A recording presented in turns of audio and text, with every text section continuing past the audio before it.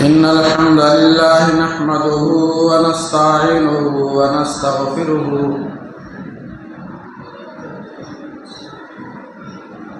ونعوذ بالله من شرور أنفسنا ومن سيئات أعمالنا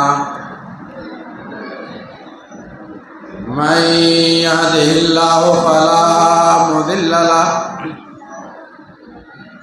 ومن يضلل فلا هادي له وأشهد أن لا إله إلا الله وحده لا شريك له وأشهد أن محمدا عبده ورسوله يا أيها الذين آمنوا اتقوا الله حق تقاته ولا تموتن إلا وأنتم مسلمون يا أيها الناس اتقوا ربكم الذي خلقكم من نفس واحدة وخلق منها زوجها وبث منهما رجالا كثيرا ونساء واتقوا الله الذي تساءلون به والأرحام إن الله كان عليكم رقيبا يا أيها الذين آمنوا اتقوا الله وقولوا قولا سديدا يصلح لكم أعمالكم ويغفر لكم ذنوبكم ومن يطع الله ورسوله فقد فاز فوزا عظيما أما بعد فإن خير الحديث كتاب الله وخير الهدي هدي محمد صلى الله عليه وسلم شر الأمور محدثاتها وكل محدثة بدعة وكل بدعة ضلالة وكل ضلالة في النار. أعوذ بالله من الشيطان الرجيم. بسم الله الرحمن الرحيم. وما آتاكم الرسول فخذوه وما نهاكم عنه فانتهوا. منہ دیکھ لیا آئینے میں، منہ دیکھ لیا آئینے میں،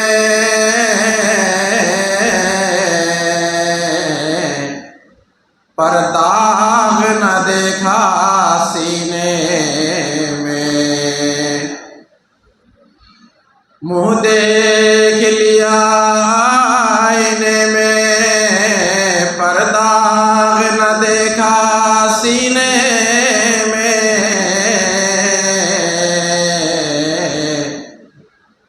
جی ایسا لگایا جینے میں، مرنے کو مسلمان بھول گیا. تو دنیا میں جب آیا تھا تو سب ہنستے تھے تو روتا تھا. تو دنیا میں جب آیا تھا تو سب ہنستے تھے تو روتا تھا.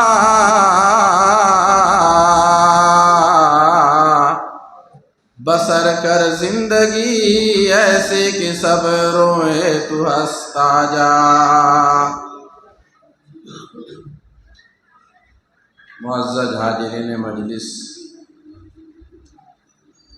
موقر علماء کرام، بزرگان دین، نوجوان ساتھیوں اور عزیز بچوں، اللہ وحدہ لا شریک کا بے شمار احسان ہے ہمارے اور آپ کے اوپر پر. اور اللہ تعالیٰ کا بہت بڑا احسان یہ ہے کہ رب العالمین نے ہم اور آپ کو آج یہاں اکٹھا کیا۔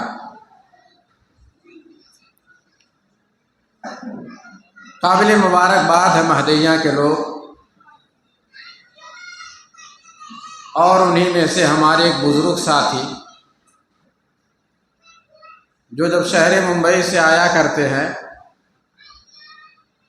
تو ہم لوگوں کی ایک الگ دنیا ہو جایا کرتی ہے۔ مولانا عبدالعزیز صاحب رحمانی جو ممبئی کے اندر دعوت و تبلیغ اور درس و تدریس کا کام کرتے ہیں، رب العالمین سے دعا ہے کہ رب العالمین ان کی زندگی خیر و عافیت کے ساتھ ہم اور آپ کے درمیان رہیں، اور رب العالمین سے دعا ہے کہ رب العالمین ہم تمام لوگوں کو کتاب و سنت پر قائم و دائم رکھے۔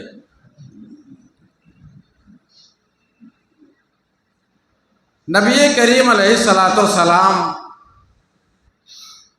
کی زندگی ہم اور آپ کے لیے اسوہ اور نمونہ ہے، یہ خود اللہ تعالیٰ کا فرمان ہے۔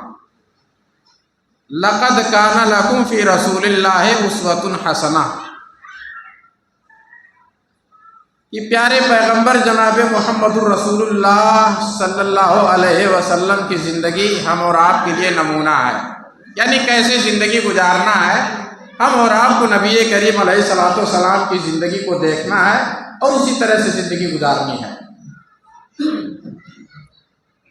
اللہ تعالیٰ نے کہا کہ وَمَا آتَاكُمُ الرَّسُولُ فَخُذُوهُ، رسول تمہیں جو بات دیں، جس بات کے کرنے کا حکم دے اسے لے لو۔ وَمَا نَهَاكُمْ عَنْهُ فَانْتَهُوا، اور جس چیز سے روکے اس چیز سے رک جاؤ۔ ایک مسلمان کو مسلمان ہونے کے بعد، ایک مسلمان کو مسلمان گھر میں پیدا ہونے کے بعد یہ آیت کریمہ اپنی زندگی کے ہر لمحے میں محفوظ کر کے رکھنا چاہیے کہ جو بھی کام کرنا ہے مجھے نبی کریم علیہ الصلوۃ والسلام کی زندگی کے مطابق کرنا ہے۔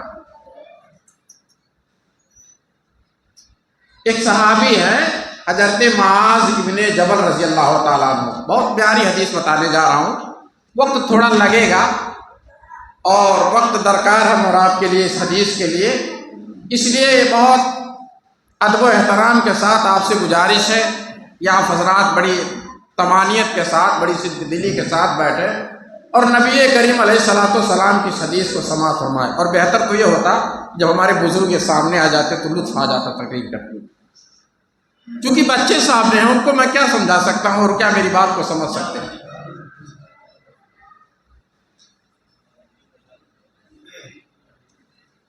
یہ اس صحابی کی حدیث ہے جنہیں معاذ ابن جبل رضی اللہ تعالیٰ عنہ کے نام سے شریعت اسلامیہ میں جانا جاتا ہے۔ بہت خوبصورت صحابی، حسین و جمیل صحابی، جسم کے بہت معیاری صحابی، 18 سال کی عمر میں یہ ایمان لائے اور بہت معمولی زندگی پائی۔ 33 سال کی عمر میں، 33 ایئرس کی عمر میں ان کا انتقال ہو گیا۔ کل اسلام کی حالت میں انہوں نے 15 سال زندگی پائی، لیکن نبی کریم علیہ الصلوۃ والسلام سے اتنے قریب تھے کہ حضرت معاذ ابن جبل کہتے کہ ایک مرتبہ میں اور پیارے نبی علیہ الصلوۃ والسلام کہیں جا رہے تھے، آپ علیہ الصلوۃ والسلام سواری پر آگے تھے اور میں پیچھے بیٹھا ہوا تھا۔ حضرت معاذ ابن جبل نے میرے حضرت جناب محمد الرسول اللہ صلی اللہ علیہ وسلم نے میرے ہاتھ کو پکڑا اور کہا واللہ انی لاحبک یا معاذ، واللہ انی لاحبک یا معاذ، واللہ انی لاحبک یا معاذ۔ 3 مرتبہ پیارے نبی علیہ الصلوۃ والسلام نے کہا اے معاذ، اللہ کی قسم میں تم سے محبت کرتا ہوں۔ پھر نبی کریم علیہ الصلوۃ والسلام نے ایک وصیت کی، کہا لا تدعن کل دبر صلاۃ اللہم انی علی ذکرک و شکرک و حسن عبادتک۔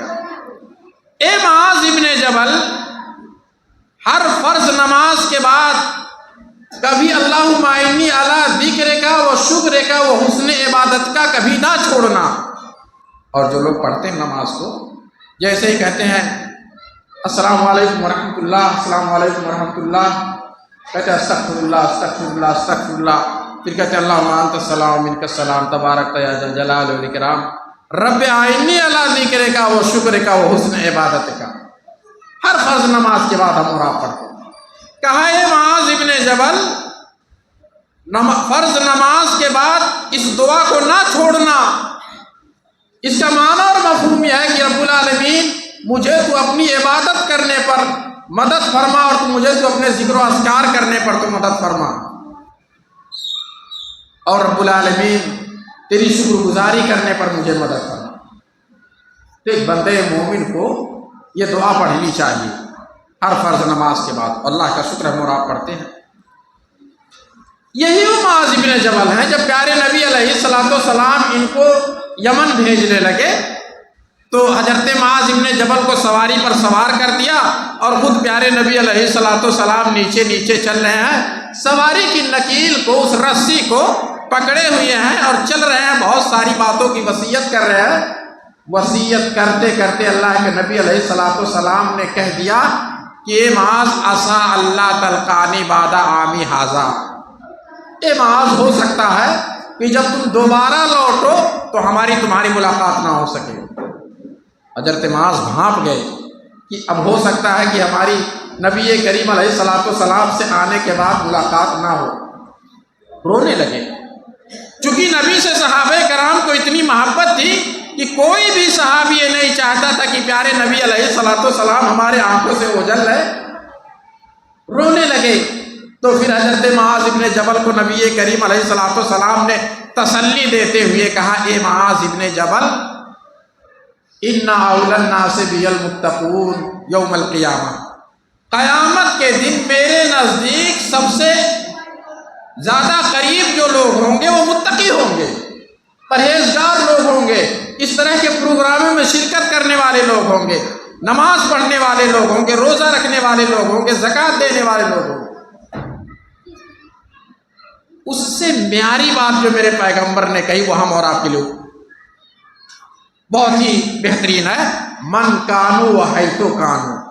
ایک مومن آدمی جہاں بھی ہوگا، جس حال میں ہوگا، وہ پیارے نبی علیہ الصلوۃ والسلام کے پاس قیامت کے دن بہت قریب ہوگا۔ مثال کے طور پہ ہم اور آپ نے اللہ کے نبی علیہ الصلوۃ والسلام کو نہیں دیکھا، اسی مہدیہ کی سرزمین میں ہیں اور یہی ہماری روح نکل جائے گی، لیکن اگر ہم نیک ہیں، ہمارے پاس دینداری ہے، چوری نہیں کرتے ہیں، بے ایمانی نہیں کرتے ہیں، زنا نہیں کرتے ہیں، شراب نہیں پیتے ہیں، اللہ کی عبادت کرتے ہیں، نماز پڑھتے ہیں، روزہ رکھتے ہیں، تو اللہ کے نبی علیہ الصلوۃ والسلام کے پاس قیامت کے دن بہت قریب ہوں گے۔ اس سے بڑا معجزہ اور اس سے بڑی نعمت قیامت کی نمرات کے لیے کچھ ہو نہیں سکتی ہے کہ نہ ہم نے نبی کریم علیہ الصلوۃ والسلام کو دیکھا، نہ آپ نے دیکھا، لیکن تقویٰ کی بنا پر، دینداری کی بنا پر، خلوص الالہیت کی بنا پر اللہ کے نبی علیہ الصلوۃ والسلام کے پاس ہم لوگ ہوں گے۔ انہی معاذ ابن جبل کی یہ حدیث ہے، کہتے اوصانی رسول اللہ صلی اللہ علیہ وسلم بعشر کلمات، اللہ کے نبی علیہ الصلوۃ والسلام نے مجھ کو 10 باتوں کی وصیت کی۔ میں سمجھتا ہوں اگر پیارے نبی علیہ الصلوۃ والسلام کی اسی حدیث پہ عمل کر لیا جائے تو انشاءاللہ العزیز زندگی ہمارے لیے کفایت کرے گی، اور رب العالمین انشاءاللہ العزیز ہم اور آپ کو جنت میں داخل کر دے گا۔ صرف انہی 10 باتوں پر۔ پہلی وصیت پیارے نبی علیہ الصلوۃ والسلام نے کی، یا معاذ لا تشرک باللہ ان قتلت او حرقت، اے معاذ ابن جبل اللہ وحدہ لا شریک کے ساتھ کبھی شریک نہ کرنا، اگرچہ تم قتل کر دیے جاؤ یا جلا دیے جاؤ، تمہاری زندگی میں ایسا موڑ آ جائے، تمہاری زندگی میں ایسا مرحلہ آ جائے کہ تمہاری جان کے جانے کا خدشہ ہو، تمہاری زندگی کے تباہ و برباد ہونے کا خدشہ ہو، لیکن اے معاذ ابن جبل ایسی حالت میں بھی اللہ تعالیٰ کے ساتھ شرک نہ کرنا۔ اور شرک تو ہم اور آپ جانتے ہیں، بارہا خطبے میں سنتے ہیں کہ شرک کے علاوہ جتنے سارے گناہ اس کائنات کے ہیں، جتنے سارے جرائم اس کائنات کے ہیں، اگر اللہ وحدہ لا شریک چاہے گا تو قیامت کے دن معاف کر دے گا۔ لیکن اگر کسی نے شرک کیا اور بلا اللہ تعالیٰ سے معافی مانگے اس کی موت ہو گئی تو قیامت کے دن اللہ تعالیٰ ایسے آدمی کو معاف نہیں کرے گا۔ اس لیے ہم اور آپ کو شرک سے بچنا چاہیے۔ بہت باریک ہے شرک ہونا، اس لیے ہم اور آپ کو شرک سے بچنا چاہیے اور اللہ تعالیٰ سے توفیق مانگنی چاہیے کہ اللہ تعالیٰ ہمیں شرک سے محفوظ ہو۔ دوسری وصیت پیارے نبی علیہ الصلوۃ والسلام نے کی، وَلَا تَعُقَّنَّ وَالِدَيْكَ وَإِنْ أَمَرَاكَ أَن تَخْرُجَ مِن مَّالِكَ وَأَهْلِكَ۔ اے معاذ ابن جبل، اپنے والدین کی کبھی نافرمانی نہ کرنا، اگرچہ تمہارے والدین تم کو تمہارے گھر سے، تمہارے مال کے ساتھ تمہارے گھر سے تمہیں نکلنے کا حکم دے دیتے ہیں تو بھی ایسی حالت میں نافرمانی نہ کرنا۔ اور میں سمجھتا ہوں کہ اس کائنات کا کوئی ایسا باپ اور کوئی ایسی ماں نہیں ہے جو اپنے بچے کو گھر سے نکلنے کے لیے کہہ دے گی، الا کہ اولاد بہت خراب ہو،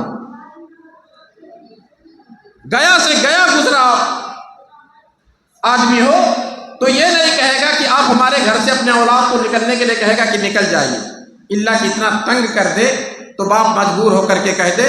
پیارے نبی علیہ الصلوۃ والسلام نے کہا کہ ایسی حالت میں بھی آپ کو اپنے والدین کی نافرمانی نہیں کرنی۔ ہم میں سے بہت سارے لوگ والدین کی قدر کو نہیں سمجھتے، والدین کی اہمیت کو نہیں سمجھتے، ماں اور باپ کو برا بھلا کہتے ہیں، ماں اور باپ کو طرح طرح سے تکلیف دیتے ہیں۔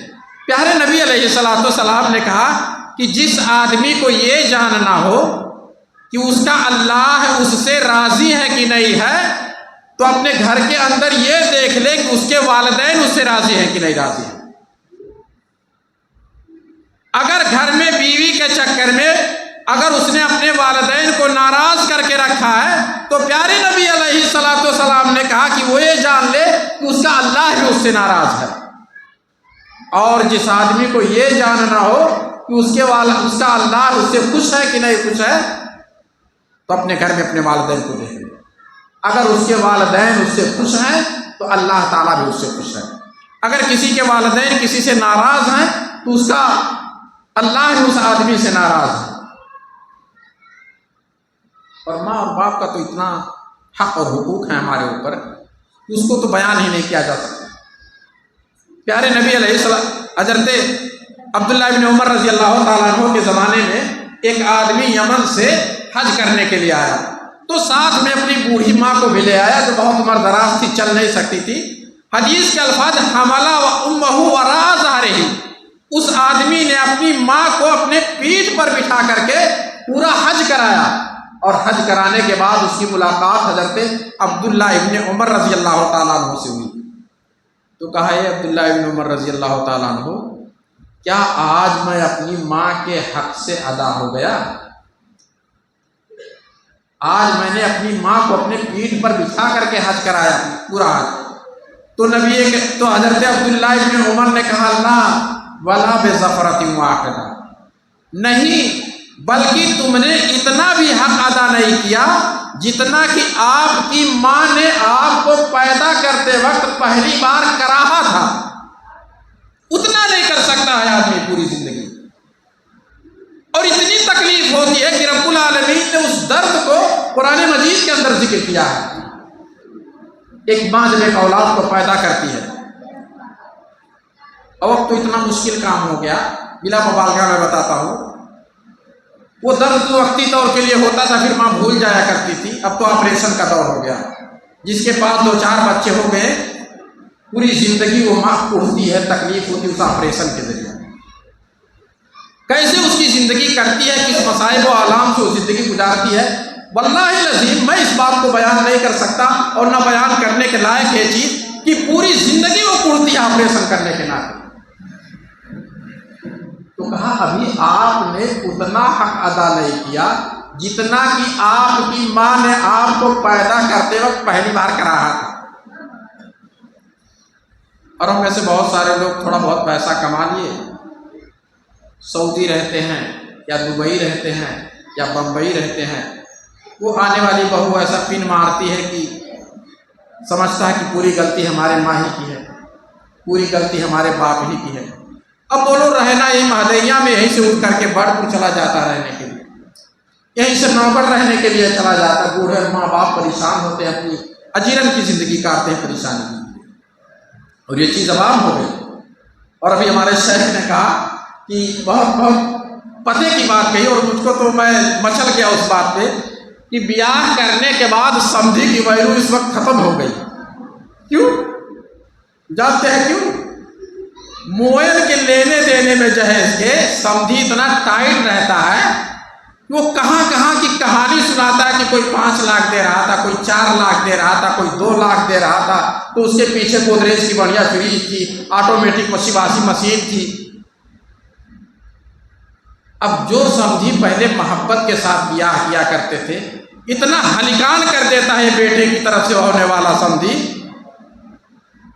اب میں کیا بتاؤں اس معاملے کو۔ اگر وہ شادی ہونے کے اسی دن کے بعد اس کی زندگی رہے نہ رہے تو سمدھی کو دوسرے کو فرق نہیں پڑنے والا ہے۔ کیوں؟ اتنا تباہ کر دیا شادی میں اس کو،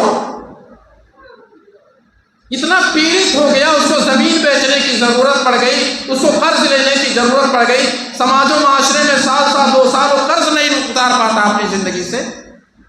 تو ایسا سمدھی چاہے رہے چاہے نہ رہے، چاہے جیے چاہے دنیا میں کہیں بھی چلا جائے، اس کو کیا مطلب؟ اس کو داماد ملنا تھا، اس نے پیسہ دیا، اسے خرید لیا۔ وہ بات تو بہت لاجواب کہی ہمارے شہر میں کہ سمدھی کی ویلو ختم ہو گئی محض اس کے بد کرداری کے بنا پر۔ بس اتنی بد کرداری کا ثبوت یہ آدمی دیتا ہے کہ اس کو پیسہ چاہیے، نہ تو دیندار لڑکی چاہیے اور نہ ہی تو دیندار آدمی چاہیے، اس کو خاندان سے پیسہ چاہیے۔ بہت سارے لوگ رشتے کو ایسے رفض کر دیتے ہیں، ایسے پھینک دیتے ہیں، ایسا لگتا ہے کہ مطلب دینداری سے اس آدمی کا کوئی تعلق ہی نہیں۔ سعید بن المسیب کا غالباً واقعہ ہے، وقت کے حاکم مروان بن عبد الملک نے ان کی بیٹی کے لیے پیغام نکاح بھیجا، تو سعید بن المسیب رحمۃ اللہ علیہ نے کہا کہ ہم تمہارے یہاں اپنی بیٹی کی شادی نہیں کر سکتے ہیں۔ کیوں؟ تم اتنے رئیس آدمی، وقت کے اتنے مالدار آدمی، وقت کے حاکم، تمہارے گھر جب ہماری بیٹی جائے گی تو اس کے کھانے کا سسٹم، اس کے سونے کا سسٹم، اس کے بیٹھنے کا سسٹم سب درہم برہم ہو جائے گا۔ ہمارے یہاں رہتی ہے، نماز پڑھتی ہے، روزہ رکھتی ہے، بہت ساری عبادتیں کرتی ہے، تمہارے یہاں کیا پیسے والوں ہم تمہارے یہاں شادی نہیں کر سکتے۔ لیکن آج تو بھیا پیسے کا بول بالا ہے، یار صرف روپیہ ہے، روپیہ آدمی کو مطلب دکھتا ہے۔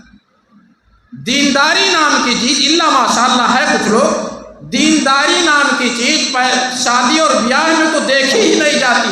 سامنے والا یہ نہیں سمجھتا کہ کون ہمارے پاس رشتے کے لیے آیا ہے۔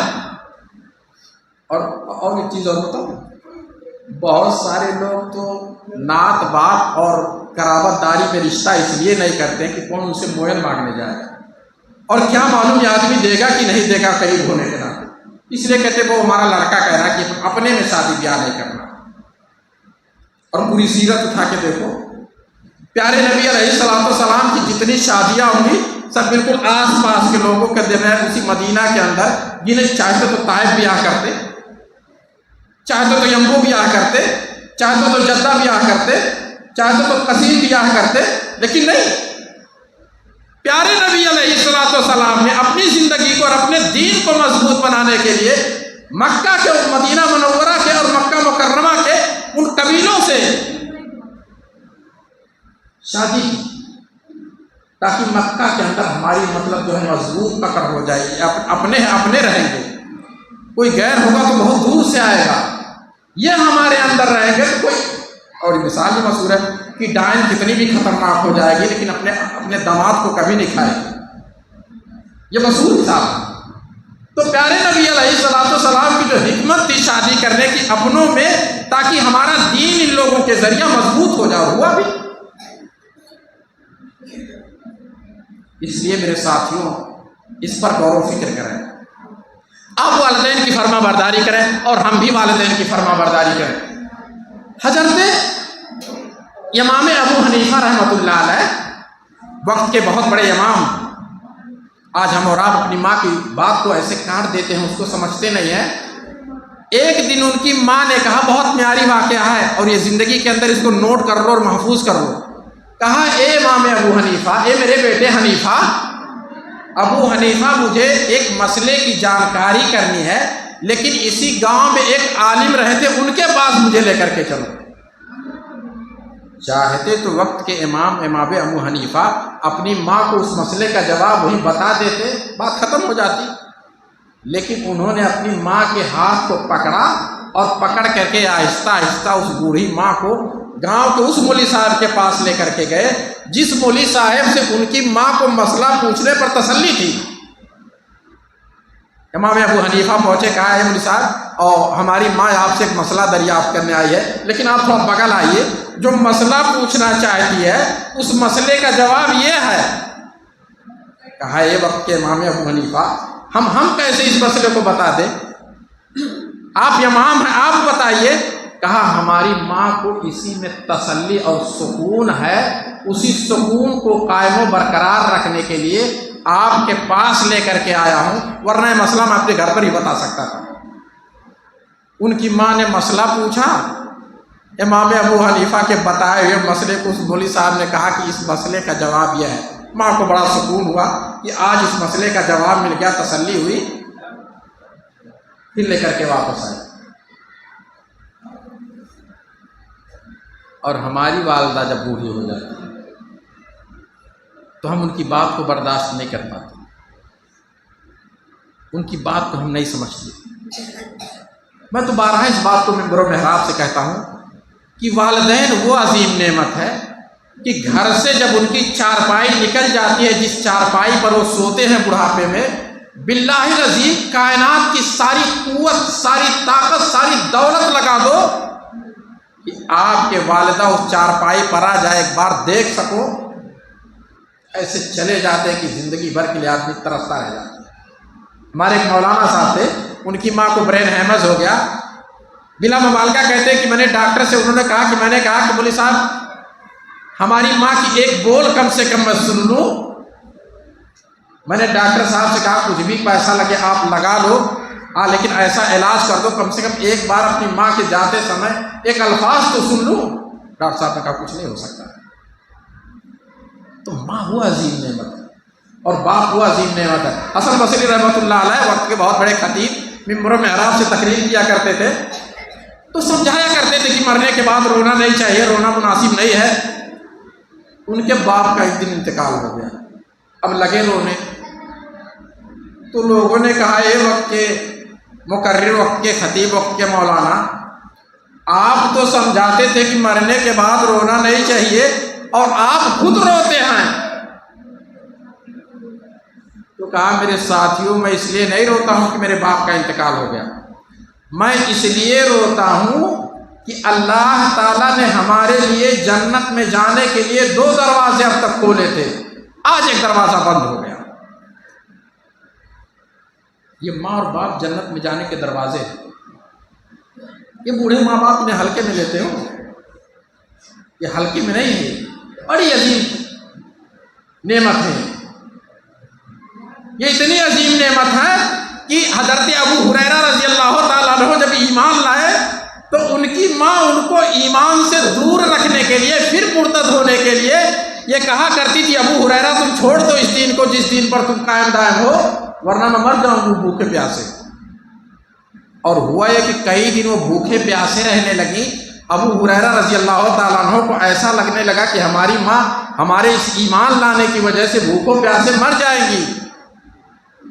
چلے گئے پیارے نبی علیہ الصلوۃ والسلام کے پاس، کہا اللہ کے نبی آپ دعا کر دیجئے ہماری ماں کے لیے کہ جیسے میں ایمان لایا ہوں ویسے وہ بھی ایمان لے آئے، ورنہ بھوکے پیاسے مر جائے گی۔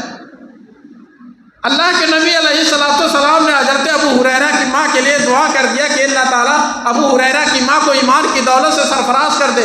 حدیث کے الفاظ ہے کہ حضرت ابو ہریرہ کہتے ہیں کہ میں وہاں سے پیارے نبی علیہ الصلوۃ والسلام کے پاس سے اتنا تیزی کے ساتھ لوٹا یہ دیکھنے کے لیے کہ پہلے میں پہنچتا ہوں یا میرے نبی کی دعا پہنچتی ہے وہاں پر۔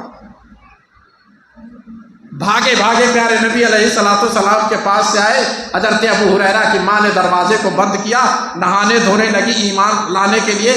دروازہ کھٹکھٹایا، کہا ماں کھولو، کہا بابو باہر رکو، تھوڑا نہا دھو لے، ابھی مجھے کلمہ لا الہ الا اللہ محمد الرسول اللہ پڑھنا ہے۔ تو ماں ہے۔ اور ایک چیز اور مشہور ہے، وہ کہتی تو لطف آ جائے گا، لوگ کہتے ہیں کہ مولوی صاحب لوگ اتنا بالکل جو ہے بیوی بچوں کو اس میں دیوانے ہیں کہ ان سے زیادہ کوئی مطلب محبت ہی نہیں کرتا ہے۔ پوری سیرت اٹھا کر کے دیکھو گے، جتنا مولویوں نے اور اہل ایمان میں سے پڑھے لکھے لوگوں نے اپنے والدین کی قدر کی ہے، اتنا کہیں آپ نہیں پاؤ گے کسی کو۔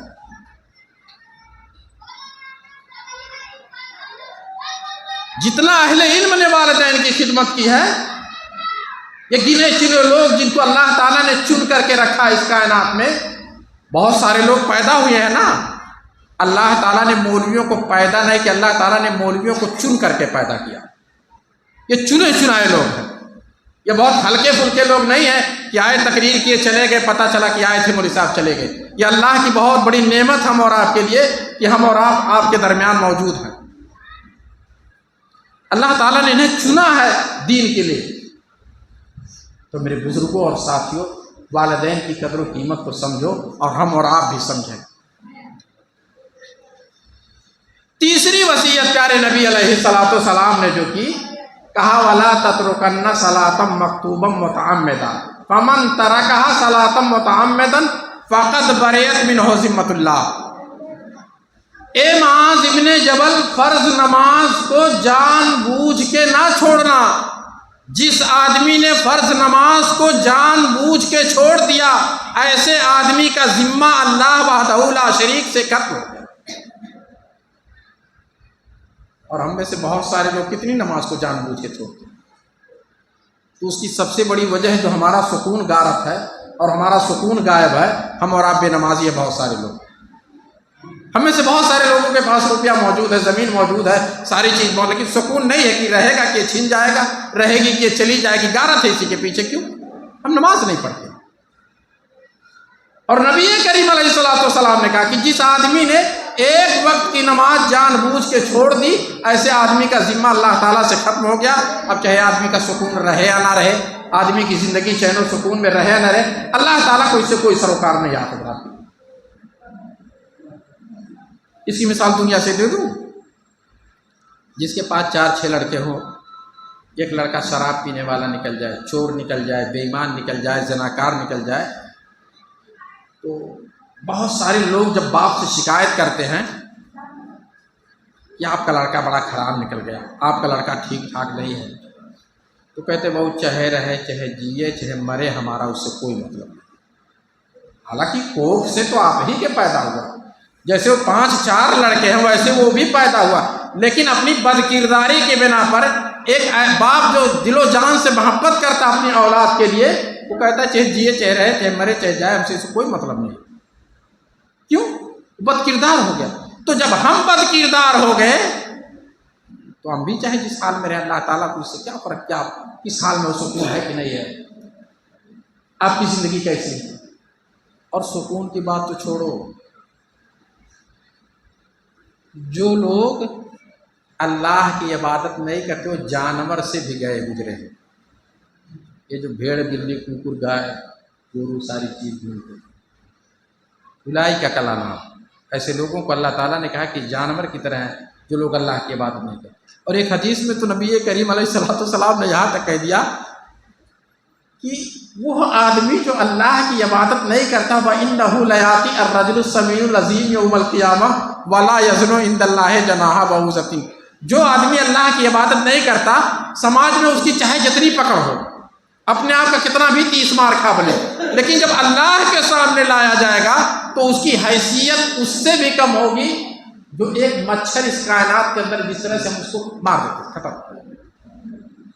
یعنی گنہگار آدمی جو اللہ کی عبادت نہیں کرتا ہے، مچھر سے بھی گیا گزرا ہے، لیکن دنیا میں اسی کا ہے پکڑ، ہے روبو دبدبا بنائے ہوئے اپنا وقار اور پرسنالٹی، گھومتا ہے ایسے بالکل جیسے لگتا ہے کہ اس کو اللہ سے کوئی مطلب نہیں۔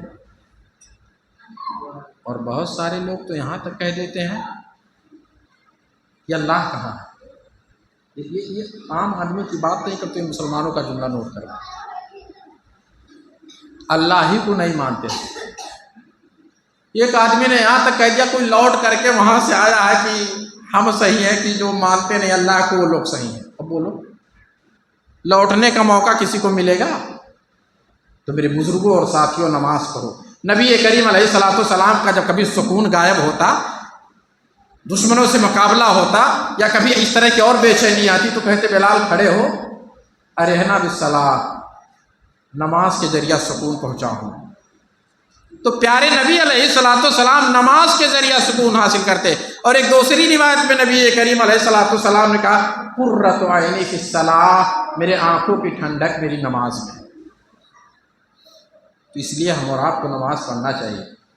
اور نماز کے بارے میں تو ہماری اور آپ کی زندگی کے لیے ایک واقعہ بیان کرنے جا رہا ہوں، وہی کافی ہے، نہ بہت لمبی تقریر اور نہ بہت لمبا خطبہ آپ کے سامنے۔ علامہ ابن القیم رحمۃ اللہ علیہ کہتے ہیں کہ ہمارے آنکھوں کے سامنے کا واقعہ ہے۔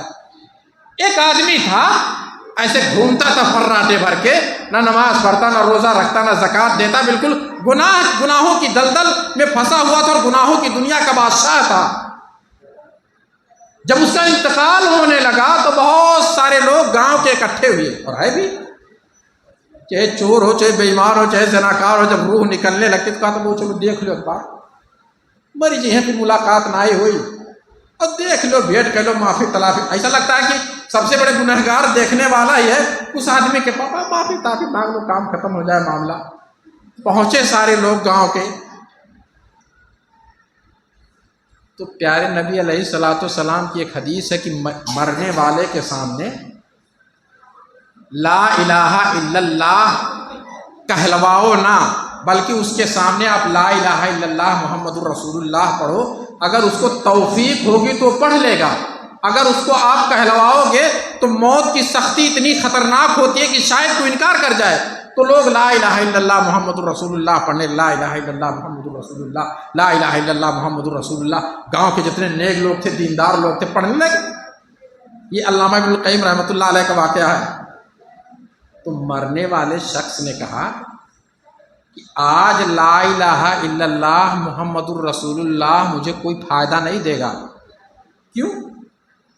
چونکہ میں نے زندگی میں کبھی ایک بھی نماز پڑھی ہی نہیں، چاہے لا الہ الا اللہ کہو یا نہ کہو کچھ فرق نہیں پڑتا، اور نہ ہی میں کہنے والا ہوں، اور نہ اللہ تعالیٰ اتنی توفیق ہی دے گا کہ میں کہہ سکوں اس چیز کو۔ ابن القیم رحمۃ اللہ علیہ کہتے ہیں میرے آنکھوں کے سامنے اس آدمی کی موت ہوئی اور وہ لا الہ الا اللہ نہیں پڑھ سکا۔ اس نے کہا کہ آج کوئی فائدہ نہیں دے گا۔ اس واقعے میں بہت معیاری بات یہ موجود ہے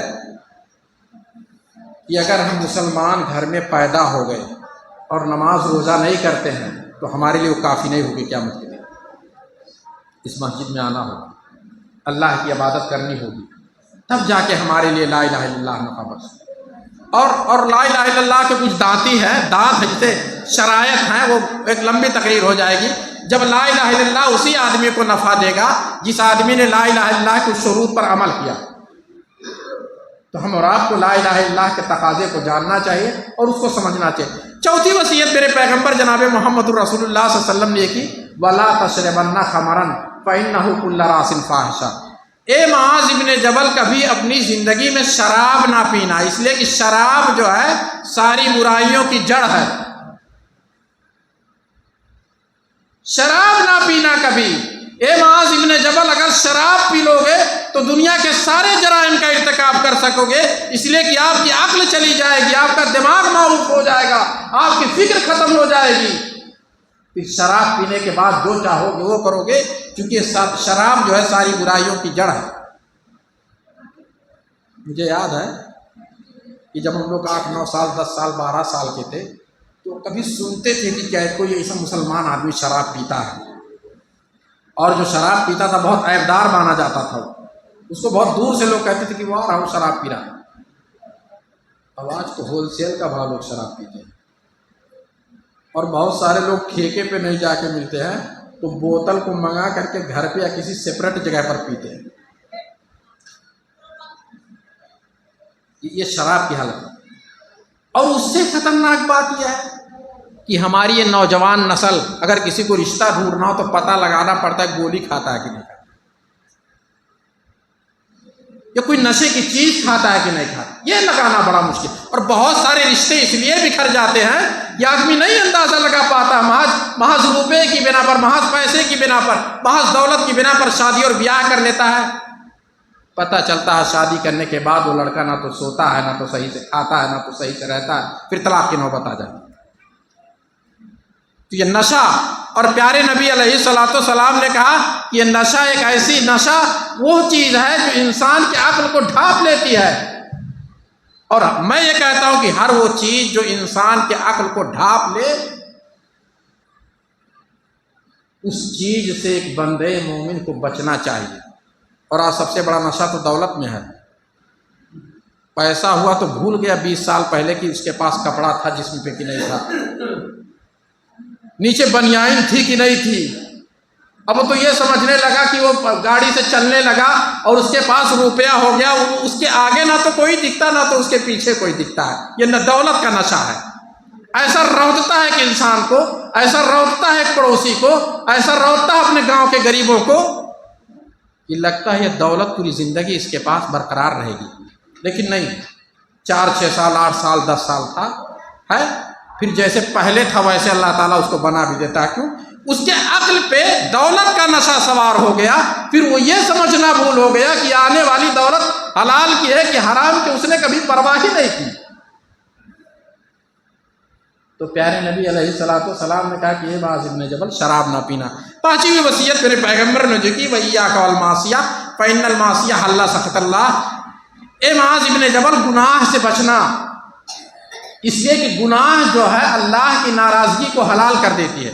ایک انسان کو جب یہ معلوم ہو جائے کہ یہ کام گناہ کا کام ہے تو اس کو نہیں کرنا چاہیے۔ بہت سارے لوگ بہت دھڑلے سے کہتے ہیں کہ میں جانتا ہوں کہ غلط ہے، اس کے باوجود بھی وہ لوگ کرتے ہیں۔ جان بوجھ کے گناہ ایک بندے مومن کو کبھی نہیں کرنا چاہیے۔ جب اسے پتہ چل جائے کہ گناہ کا کام ہے تو اس سے بہت دور بھاگنا چاہیے، اس لیے کہ جب اس کو دور اس لیے بھاگنا چاہیے کیونکہ اگر وہ اس میں پھنسا رہے گا تو کب اللہ کا عذاب اس کے اوپر آ جائے وہ اندازہ نہیں لگا سکتا۔ 6ٹھی وصیت میرے پیغمبر نے کی وَإِيَّاكَ وَالْفِرَارَ مِنَ الذَّهَبِ، آپ مقام ذہب سے جو ہے پیٹ پھیر کے نہ بھاگے۔ 7ویں وصیت میرے پیغمبر نے کی کہ آپ جو ہے ایسی جگہ کوئی بیماری آپ کو پھیل جائے تو آپ وَإِذَا أَصَابَ النَّاسُ مُوتَانِ وَأَنْتَ فِيهِمْ فَاصْبِرْ، ایسی وبائی بیماری پھیل جائے تو آپ اسی جگہ پر ٹھہرے رہے۔ مثال کے طور پہ 4 5 سال پہلے کرونا کی بیماری آئی تو حکومت کا بہت بڑا شکر گزار ہونا چاہیے اور آپ کو کہ اس نے لوگوں کو جہاں تھے وہیں کوارنٹین کر دیا، روک دیا۔ کیوں؟ جب بھاگیں گے تو بیماری پھیلے گی۔ اور معاذ ابن جبل جب شام گئے تھے تو چیچک کی بیماری پھیلی تھی طاعون کی، اس بیماری کو جب ان کی موت ہوئی تو دیکھا کہ چھوٹے چھوٹے دانے ان کے جسم پر بنے ہوئے تھے۔ نبی کی اس وصیت کو وہاں انہوں نے ادا کیا، اس پر عمل کیا کہ اس طاعون کی بیماری میں وہیں پڑے رہے لیکن وہاں سے بھاگے نہیں۔ اور 8ویں وصیت نبی کریم علیہ الصلوۃ والسلام نے جو کی وَأَنفِقْ عَلَىٰ عَيَالِكَ مِن طُولِكَ، اپنے بال بچوں پر اپنی استطاعت کے مطابق خرچ کرو۔ جتنا روپیہ آپ کو اللہ تعالیٰ نے دیا ہے اتنے میں ہی زندگی گزارو، کہنے کا مطلب نہ تو بہت غریب مفلسی کی زندگی گزارو پیسہ ہوتے ہوئے، اور نہ ہی اتنا ہائی فائی گزارنے لگو کہ اوور لوڈ ہو جاؤ اور قرض کا شکار ہو جاؤ۔ بہت سارے لوگ میرے بھائی ڈیلی صبح کو نکل کے چنا جلوبی چائے پکوڑی کھاتے ہیں، اور وہیں ان کے بیوی بچے، میں سمجھتا ہوں کہ جو ڈیلی چنا پکوڑی جلوبی کھاتا اس کے گھر پہ بہترین ناشتہ بنتا ہو۔ اب آپ جب مرد ہو کے گھر سے باہر چلے گئے تو یہ کیسے آپ ثابت کر سکتے ہو کہ آپ کے گھر پہ لوگ بہترین ناشتہ کریں؟ جو کھاؤ وہ کھلاؤ، جو پہنو پہناؤ۔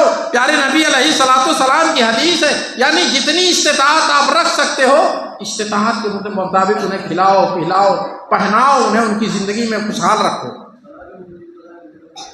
اور نبی کریم علیہ الصلوۃ والسلام نے 9ویں وصیت جو کی وَلَا تَرْفَعْ عَنْهُمْ عَصَاكَ عَدْبًا، آپ اپنے بچوں کے اوپر سے اپنی لاٹھی کو اٹھا کر کے نہ رکھو۔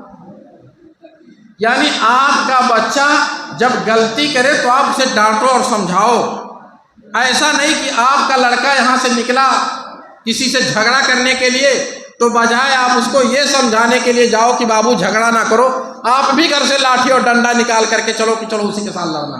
اور ہے اگر بیٹا ہمارا لڑنے کے لیے چلا گیا کہیں تو نبی کریم علیہ الصلوۃ والسلام نے کہا کہ ہمارا فریضہ یہ ہے کہ اس کو ہم سمجھائیں۔ اور ہے لوگ اگر لڑکا نکلا تو اسی کے پیچھے جنون میں بہت سارا لاٹھی ڈنڈا لے کر کے باپ بھی نکل پڑتا کہ چلو مار پیٹ کو اس کو پست کر دو۔ تو ہم اور آپ کو اس سے بچنا چاہیے۔ عبداللہ ابن عمر رضی اللہ تعالیٰ عنہ کا ایک لڑکا بلال ہے، بلال جو ہے کہ سامنے حضرت عبداللہ ابن عمر نے ایک حدیث بیان کی کہ نبی کریم علیہ الصلوۃ والسلام کا فرمان ہے کہ جب عورتیں مسجد میں جانے کے لیے اجازت طلب کریں تو آپ دے دیا کرو اجازت ان کو۔ تو ان کے لڑکے بلال نے کہا کہ اے میرے ابو جان، یہ کیسے ہو سکتا ہے؟ عورت گھر سے جائے گی تو خوشبو لگا کر کے جائے گی، زیور پہن کر کے جائے گی، پازیب کے ساتھ جائے گی تو دوسروں تک آواز پہنچے گی، گھر سے نہیں نکلنا چاہیے عورتوں کو۔ تو حضرت عبداللہ ابن عمر نے کہا کہ تمہاری اتنی جرت ہو گئی کہ میں تمہارے سامنے نبی کی حدیث بیان کرتا ہوں اور تم اس میں اپنی رائے پیش کرتے ہو۔ پوری زندگی ان کی گزر گئی لیکن اپنے اس لڑکے سے بات نہیں کیا، کیونکہ اس لیے کہ انہوں نے نبی کی حدیث کی مخالفت کی۔ اور 10ویں وصیت نبی کریم علیہ الصلوۃ والسلام نے کی، واخفہم فی اللہ، اللہ تعالیٰ کے بارے میں انہیں ڈراؤ۔ جب چھوٹے چھوٹے بچے ہو تو اپنے پاس بٹھا کر کے ان کو سمجھاؤ اور ڈراؤ کہ بابو گناہ کا کام نہ کرو، چوری نہ کرو، زنا نہ کرو، شراب نہ پیو، ایسا کرو گے تو اللہ تعالیٰ آپ کو قیامت کے دن عذاب میں داخل کرے گا، آپ کو جہنم میں جانا پڑے گا، آپ جنت میں جانے والا عمل کرو۔ اللہ تعالیٰ سے دعا کہ اللہ تعالیٰ ہم تمام لوگوں کو نیک عمل کرنے کی توفیق عطا فرمائے۔ رب العالمین سے دعا کہ رب العالمین اس پروگرام میں جتنے سارے لوگوں نے محنت و مشقت کی، چاہے وہ مالی مشقت اور مالی محنت یا اپنی جسمانی محنت کو کیا ہے، اللہ تعالیٰ قیامت کے دن ان کی اس مشقت کو رائے گا اور برباد نہ کرے، بلکہ ہم اور آپ کے لیے اس کو زیادہ آخرت بنائے۔ رب العالمین سے دعا کہ رب العالمین جس طرح سے ہم اور آپ مہدیہ میں بیٹھے ہوئے ہیں، اللہ تعالیٰ قیامت کے دن ہم اور آپ کو جنت الفردوس میں بھی اسی طرح بیٹھنے کی توفیق عطا فرما۔ رب العالمین ہمارے درمیان کوئی کوتاہی ہے، کوئی کمی ہے، باعث انسان کو ہو سکتی ہے، تو اللہ تعالیٰ تو اپنی مدد سے، رب العالمین تو اپنی توفیق سے ہمارے اس گناہ کے کام کو ہماری زندگی سے دور کر اور جنت میں جانے والا عمل کرنے کی توفیق عطا فرما۔